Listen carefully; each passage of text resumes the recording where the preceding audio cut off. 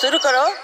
ओहिले ओहिले सैया गईले विदेशवा चलावे डीजल गाड़ी हो सजाना सजाना सजाना सजाना विदेशी शहर में सजनवा उड़ावेला फरारी चलावे डीजल गाड़ी हो सजाना सजाना सजाना सजाना बजाओ।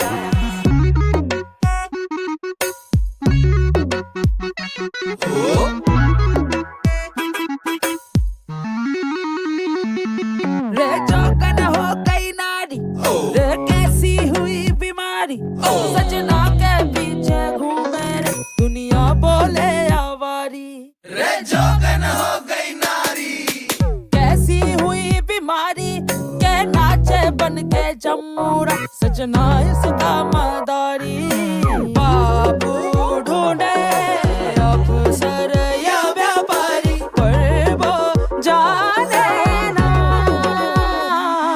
चलावे डीजल गाड़ी सजनवा सजनवा सजनवा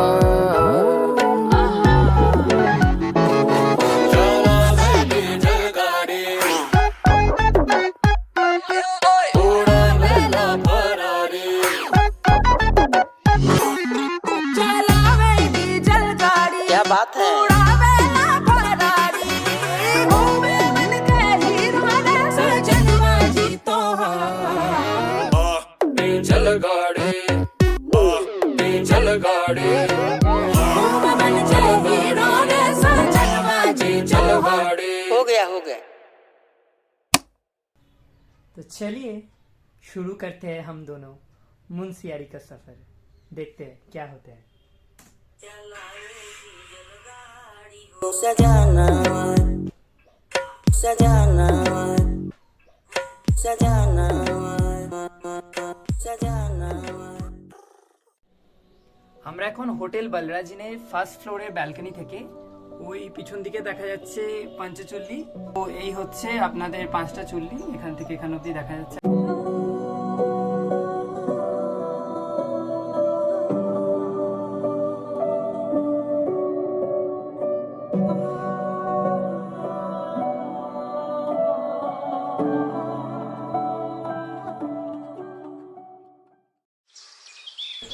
পঞ্চচুল্লি কথাটা এসেছে 5টা চুল্লি থেকে।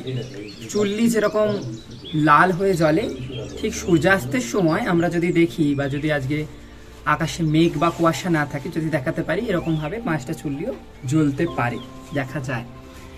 এবার এই পঞ্চচুল্লি নামটা হওয়ার পিছনে যে ইতিহাসটা আছে সেটা আসছে মহাভারত থেকে।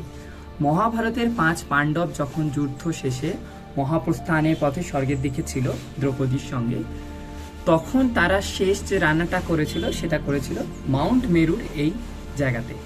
তারপর থেকেই নাকি এখানে এরকম একটা আধ্যাত্মিক সিগনিফিকেন্স আছে, এখানে স্পিরিচুয়াল সিগনিফিকেন্স। তারপর থেকে এটার নাম হয়ে যায় পঞ্চচুল্লি। আমরা মুন্সিয়ারি থেকে পঞ্চচুল্লিকে দেখছি হাতের মুঠোতে, কৌশানি থেকেও দেখা গেছিল, কিন্তু খুব সামান্যভাবে তার হাইট ছিল। কিন্তু এখান থেকে যেন একটা বিস্তীর্ণ পঞ্চচুল্লি একদম যেন হাতের কাছে আমরা দেখতে পাচ্ছি।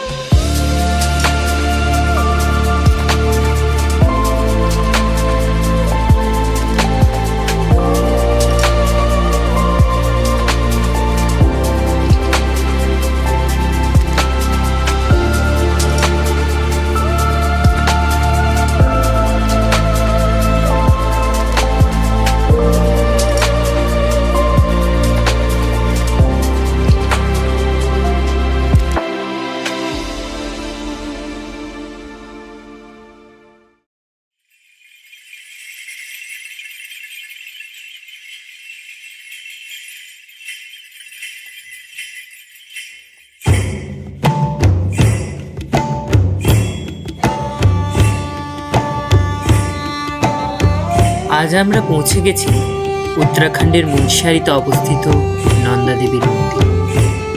পাহাড়ের কোলে সবুজ গাছগাছালি আর প্রকৃতির মাঝে দাঁড়িয়ে থাকা এই মন্দির যেন এক শান্তির আশ্রয়স্থল।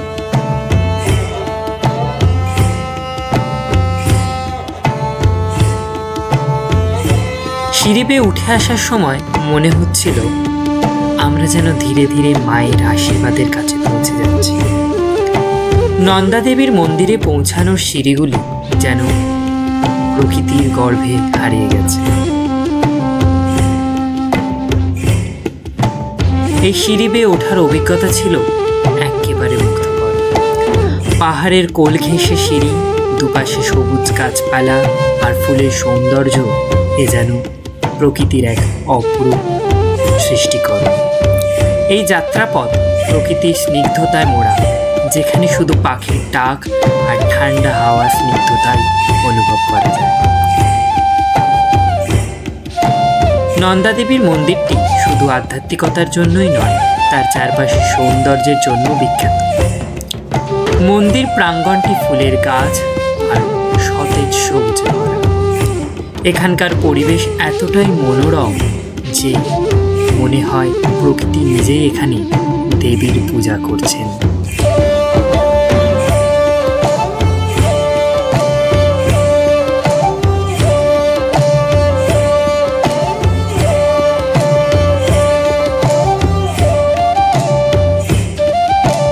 যদি আবহাওয়া পরিষ্কার থাকে, এখান থেকে পঞ্চচূড়ির অপূর্ব দৃশ্য দেখা যায়।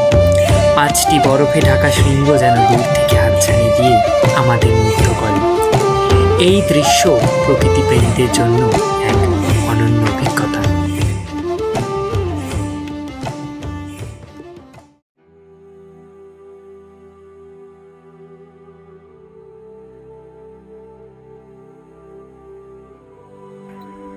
মন্দিরের সৌন্দর্য আর আধ্যাত্মিকতা আমাদের মনে এক গভীর প্রশান্তি এনেছে। এই যাত্রা আমাদের শুধু চোখকে নয়, মনকেও ভরিয়ে দিয়েছে। মুন্সিয়ারির নন্দা দেবী মন্দিরে আসা প্রতিটি মুহূর্ত ছিল এক অনন্য অভিজ্ঞতা। আপনি যদি প্রকৃতি আর আধ্যাত্মিকতার মেলবন্ধন উপভোগ করতে চান, তবে এই মন্দির আপনার জন্য অবশ্যই দর্শনীয়। মন্দির প্রাঙ্গণের এক কোণে রয়েছে দোলনা, যেখানে আমরা কিছুক্ষণ শিশুর মতো দুলব। প্রকৃতির মাঝে এই দোলনার অনুভূতি যেন আমাদের শৈশবের দিনগুলো ফিরিয়ে দেয়।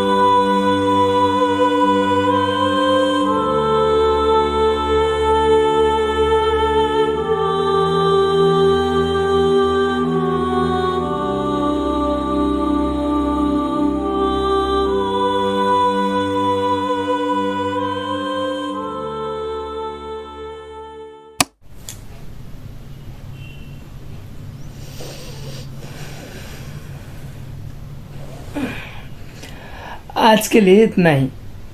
सपने अब तक बहुत लंबे हो चुके हैं।